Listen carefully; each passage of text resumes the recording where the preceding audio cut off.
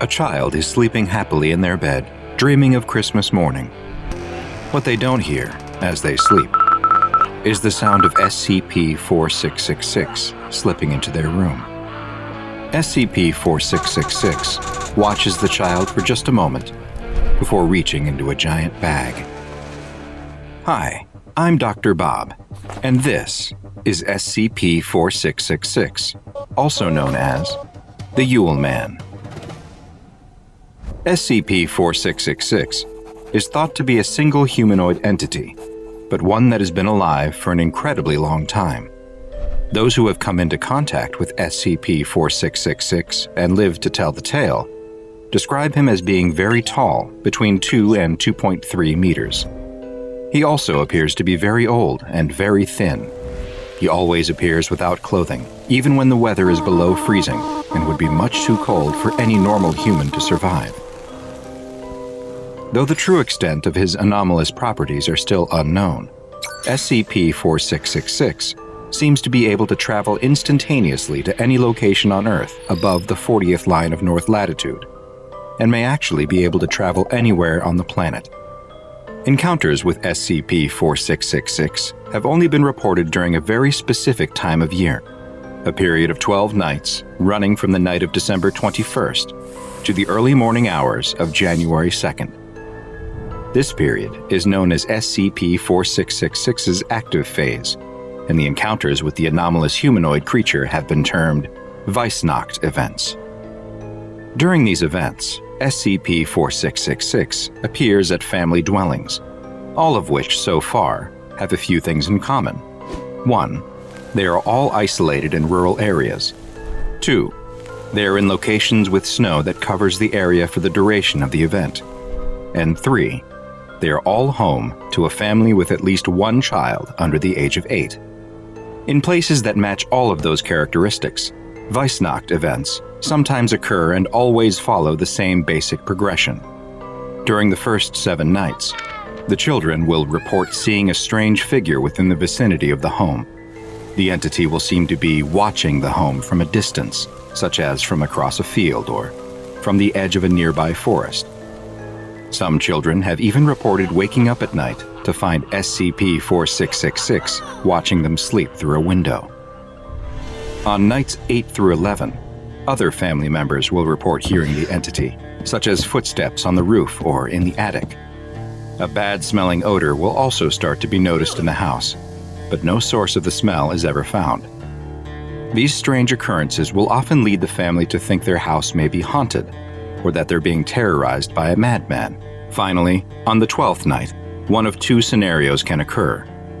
In the first, which happens roughly 15% of the time, families will often report that they heard footsteps during the night inside of their house, but there is never any sign of forced entry like broken windows or doors. In the morning, the children will find crudely made toys at the foot of their beds. For the lucky ones, this is the end of the Weissnacht event for them. The roughly 85% who experience the other scenario are considerably less lucky. In the vast majority of cases, the 12th night is a horrible experience. scp-4666 still enters the home on the final night, but rather than leave presents for the children, it incapacitates the family and moves them all into a single room, where it proceeds to kill them one by one in view of the rest of the family. The exact method of killing varies from event to event, but there's almost always an element of torture that occurs before they are finally killed, and this torture may serve a ritualistic purpose. The entire family is killed except for one of the children who is under the age of 8. This child is instead abducted and placed into a giant bag scp-4666 carries with it. scp-4666's existence was first noted in 1974 by the Foundation's then new anomalous signature recognition program, which alerted the Foundation to several suspiciously similar home invasions and murders that occurred throughout the Northern Hemisphere on the night of January 1st. Further research uncovered evidence for what was most likely other Weissnacht events every single year, dating back all the way to the late 18th century, with there being, on average, a little more than 3 events per year. and there's even been evidence of references to what may be scp-4666, dating all the way back to the 1st and 2nd century AD. Identical fingerprints have been found at all of the houses which match the conditions for Weissnacht events, and have been matched to a recovered partial print from all the way back in 1873. These fingerprints have characteristics that don't match any known human fingerprints, and the human-like white hairs that have also been recovered do not appear to contain human DNA, or any DNA at all for that matter. In the rare Weissnacht events where scp-4666 does not murder the family and gifts are left behind, the gifts are anything but normal. The gifts, known as scp-4666As, appear to be made from the bodies of children that scp-4666 abducted from other homes. In one case, from 2018, at the home of a family in Alaska, a life-size doll made from the body of a female child was left behind. The doll was wearing a dirty dress made from sewn-together rags that was in some places sewn directly to the skin. Her mouth had been sewn shut and painted red with human blood. Another child's fingernails had been glued over her own, and 3 fingers were missing completely. The scalp had also been replaced with another child's scalp and hair like a crude wig. Worst of all, both eyes had been removed and replaced with 2 stones which were painted to look like eyes.